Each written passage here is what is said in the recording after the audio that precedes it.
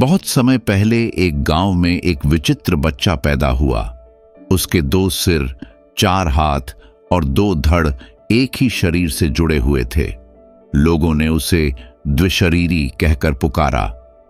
उसका जन्म किसी चमत्कार से कम नहीं था, परंतु अधिकतर लोग उसे अभिशाप समझते थे। गांव वाले उससे डरते थे, बच्चे उसे चिढ़ाते थे और उसके माता पिता भी शर्मिंदा रहते थे। लेकिन वह बच्चा विलक्षण बुद्धि और करुणा से भरा हुआ था।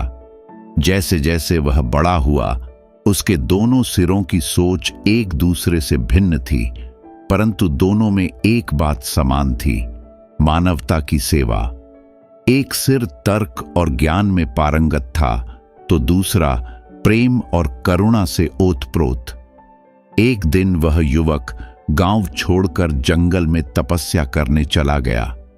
वर्षों तक उसने ध्यान किया, आत्मा की गहराइयों में उतरता गया।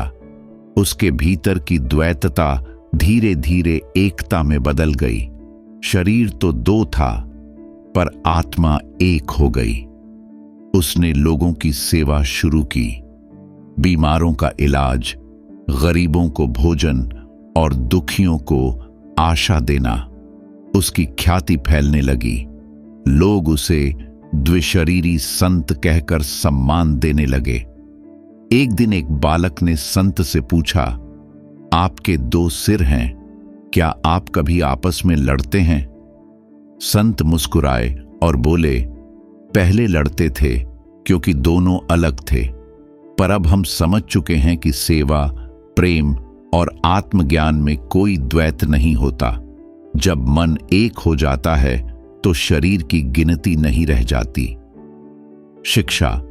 यह कहानी हमें सिखाती है कि चाहे जीवन में कितनी भी असमानताएं हों, एकता, सेवा और आत्मज्ञान से हर बाधा को पार किया जा सकता है।